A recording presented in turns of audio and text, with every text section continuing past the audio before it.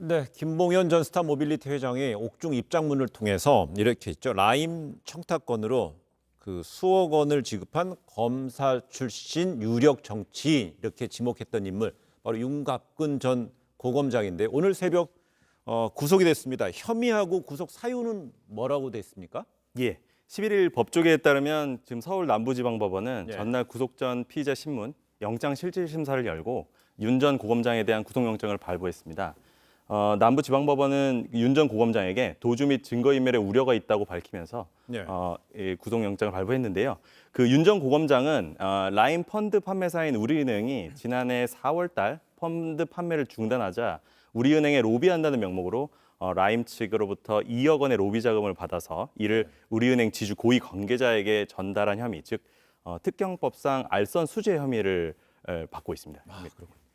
그런데 앞서 윤 전 고검장 어제 오전입니다. 오전 시점에 영장심사에 실질심사에 출석하면서 혐의를 강력히 부인했는데요. 그 발언 내용 잠시 들어보시겠습니다. 우리은행 로비 혐의 인정하시나요? 아닙니다.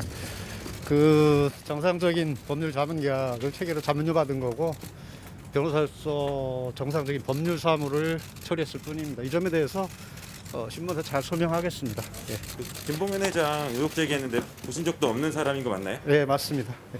나중에 설명드리겠습니다. 김봉현 회장 전혀 본 적도 없고 모릅니다. 네, 들으신 대로 정상적인 법률 자문이었다. 자문료를 받은 것이다. 그다음 김봉현 전 회장 모르는 사람이다 이렇게 얘기하네요. 이 윤갑금 씨가 처음으로 언급됐던 게 이 김 전 회장이 지난 10월 달에 발표했던 그 옥중 입장문 거기서 처음 나온 겁니다. 그런데 김 전 회장이 여기에서 자신이 라임 청탁건으로 수억 원을 줬다라고 이렇게 얘기가 나왔는데 이걸 이제 자문료라고 얘기를 한 겁니다. 즉 돈이 오갔다라는 것 사실 자체는 인정을 한 셈이죠.